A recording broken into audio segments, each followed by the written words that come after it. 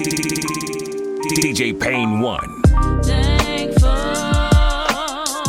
Sometimes you just got to be thankful. Thankful.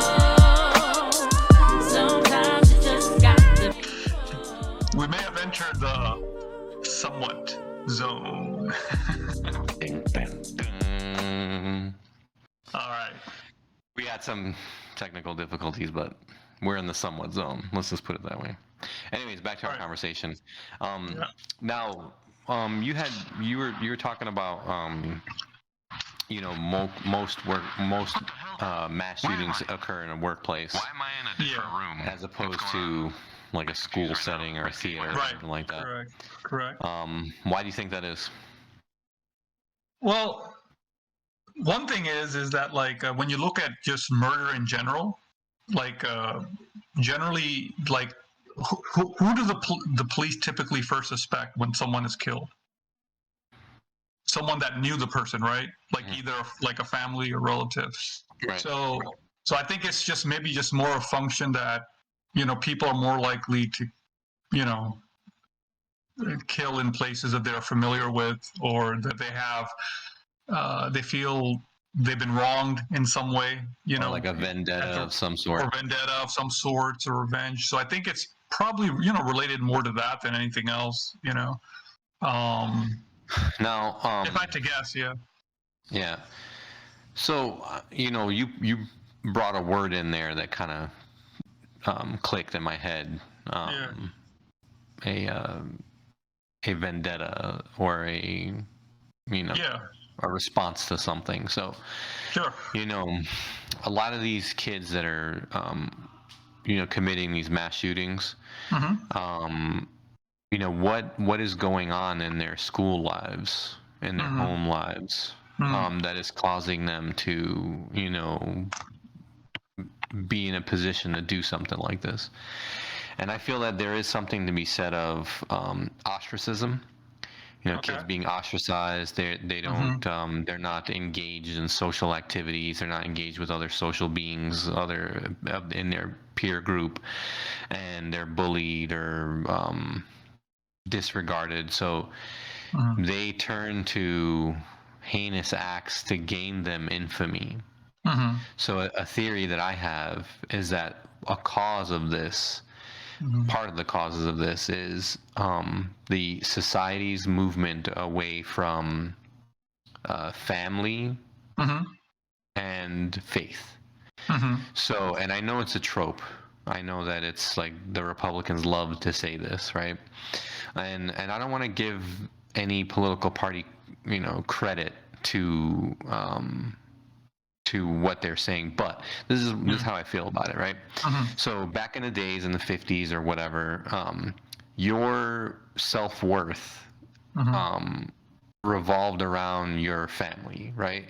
So your feedback and your social feedback that you got from your family was paramount, as opposed to now, where there's nuclear families. If not just nuclear families, then there is just a one-parent household, perhaps just a grandmother or a grandfather, and the kids are getting their social feedback from school, from their peer group. And so when they don't get that social validation from their peer group, they can act out in ways that probably aren't that great. Yeah, I think that definitely, plays a role. Exactly how much of a role? It's always very difficult to quantify mathematically. What percentage is of a cause is related to that. But I do think you make a valid point.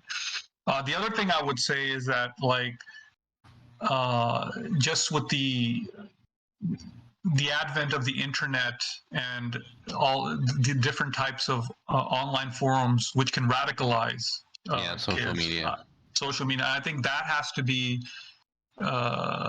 taken a serious look at. There's that forum, was it 8chan or 4chan? 8chan, 8chan.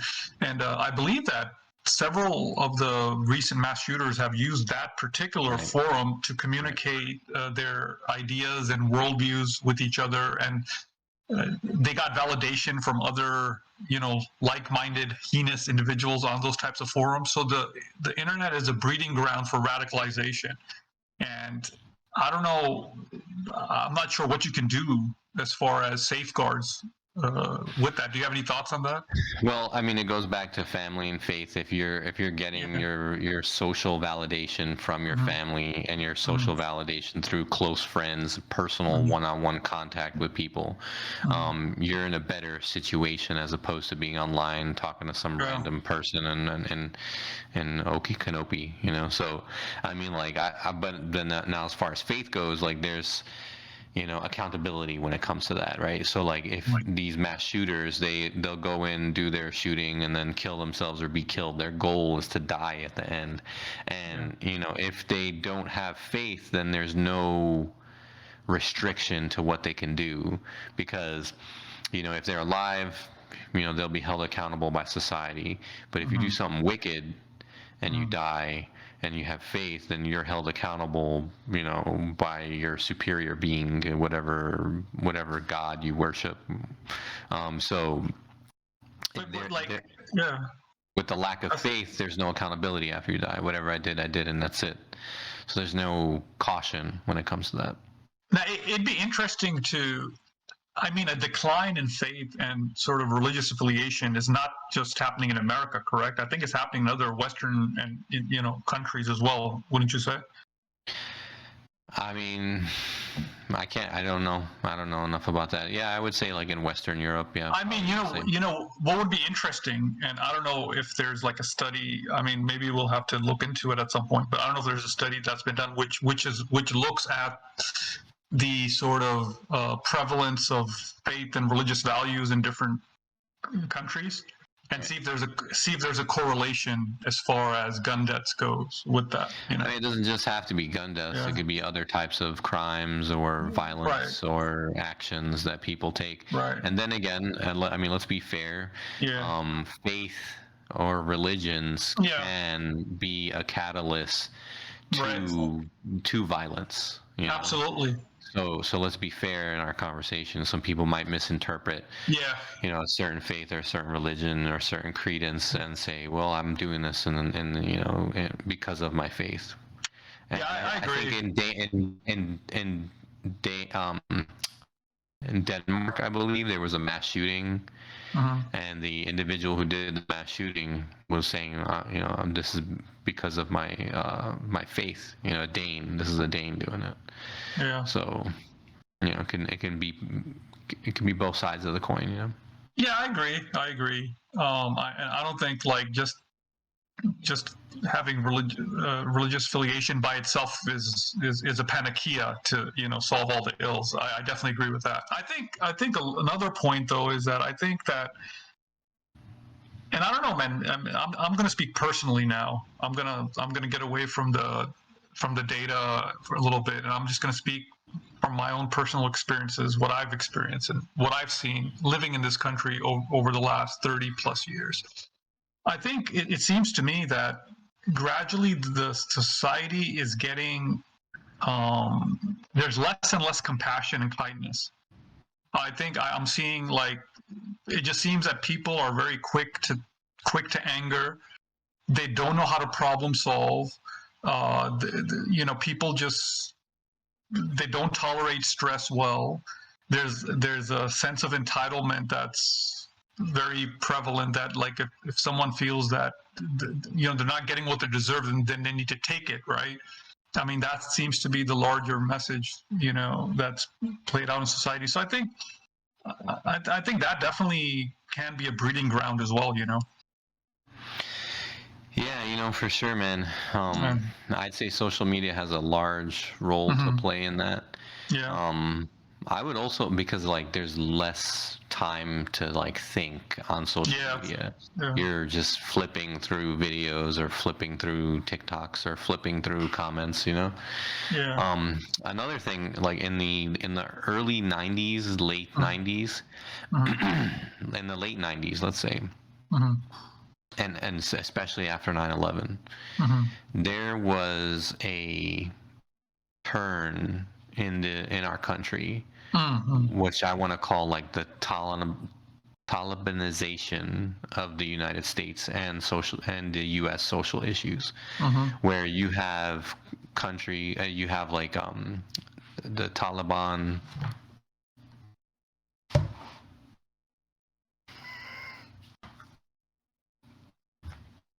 Oh, I had another technical issue. Sorry. oh snap! My bad. Another Twilight Zone. So a Talibanization of Yeah. the country's issues, where the country's issues, where people they don't have the patience to walk through their political stances or through their social stances. It's like what I'm saying is right. I'm right, and that's the end of it. And I'm right because I hold the moral high ground, and I hold the moral high ground because I know I'm right. And anybody who says otherwise is an apostate. So if you look at the correlation between that and between like the more radical groups in Islam, you'll find people who say, "This is how I feel about this specific topic. I'm right because it says it in the religion, and if you disagree with me, then you're an infidel, right?" Yeah. And it's the same line of thought. I hold the moral high ground. I am right. If you're against me, then you're immoral and you have no standing in society. So. Yeah. Like they'll kill you on one side, or they'll cancel you on another side. Well, yeah, and that's I think that goes to the the lack of kindness and compassion that I was talking to you about. That I just feel that as a society that it's not a very nurturing and supportive society, to be fair. And I'm not saying that any country is going to be perfect. All countries have their pros and cons, right? But right now, what we're discussing the uniquely, the unique epidemic of mass shootings in the United States. So, and I think this society, we have to look at the larger culture at large. So, yeah. Oh yeah. But yeah, we're towards the end, so let's talk about let's give information that the people could maybe use in their local communities. Well, one What do you think? thing we didn't talk about that we do need to talk about is infamy. So some of these shooters, they base their actions on the fame that it'll bring afterwards. What do you think about that? Absolutely. I think there's good evidence to show that. In that Violence Project study, 46% of the mass shooters leaked their plan ahead of time. That's that's one thing. Even during it was during the guy who did Aurora, he had actually told his the psychiatrist I think at one point that this could maybe make him famous. He implied something like that. There was a guy who recently killed in the hospital who had back pain. Well, he also stated something about wanting to be famous as well. So I think that's definitely This a is role. another form of social validation that'll bring us that brings people that validation that they don't have through that they would normally have through social interactions, face-to-face social interactions. So we definitely want to plug the No Notoriety movement, No Notoriety, and I will put the link to their webpage on our social media so people can check it out. But that they feel that the media needs to stop give these perpetrators so much coverage, right? Because that's what they're wanting, and they feel that a change in media coverage would be beneficial to help reduce the frequency of such attacks in the future. Right. So let's have our final thoughts and try to discuss what we can do in our own neighborhoods. We are going to have a gun regulation podcast, and we'll have like an expert on the show to talk about it and stuff. I know me and you differ about that topic. And before we entered the somewhat Twilight Zone, we were probably a little bit more energetic than we are now. But it is what it is. Well, yeah. Let's. I think to end on a positive note, I think that I think we need to not rely on politicians to try to solve this problem. I think that we need to take this to the local community level. And what I mean by that is that I think that, you know, parents and loved ones need to get involved with their local schools. Their PTAs. They need to find out what kind of environment the school has. Is the school doing relationship building with all the students there? You know, are they trying to seek out kids that, you know, have been bullied and giving them the proper, you know, services and support? Are they trying to see which kids tend to be loners and try to make a more effort to establish connections with them? Yeah, but I want to stop you right there because I do feel that there might be a correlation with the effort to shield children from their peer roughage, for lack of a better word. Like the world is not a safe place. Like you are gonna be in an environment where there might be people around you who don't like you, who are causing problems, and you, as an adult, you have to know how to navigate that. You know, maybe we're shielding the kids when they're young from that type of, you know, social interaction. So when they get into high school, they don't know how to act. They don't know how to behave when that happens. But that being said, like trying to go back to high school was always rough. You know, it's always a rough place for some kids. So maybe I'm talking from the perspective of an adult and not an emotional teen. Right.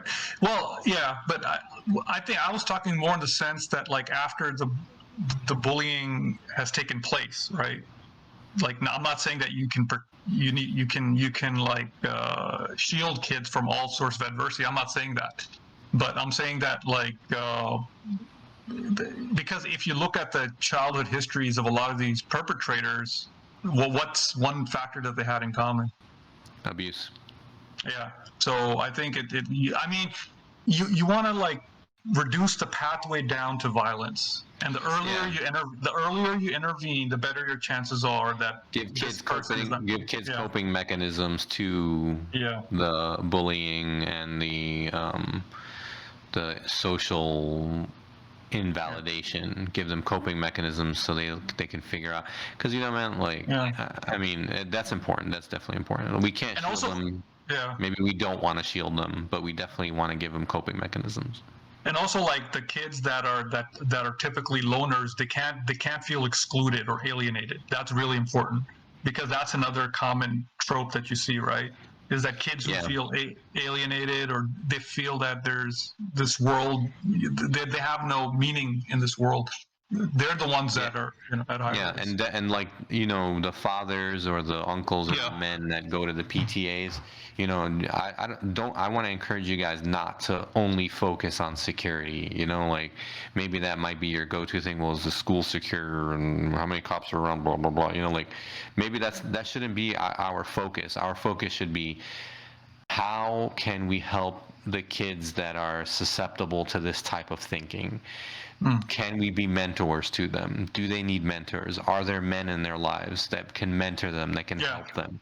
You know, because I can tell you time and time again, as a kid, it was like invaluable, you know, where I was like super emotional or super upset about something, or super angry about something, or about to do something stupid, where my dad would be like, you know, stop being a crybaby, you know, like grow up. Or like he would talk to me like, what's bothering you? Like, and then he would break it down for me, like, look, son, this stuff doesn't matter at the end of the day. At the end of the day, it's your family, it's your friends, it's your faith, it's what's, you know, what you're gonna be next in your life, not this situation that happened right in front of you.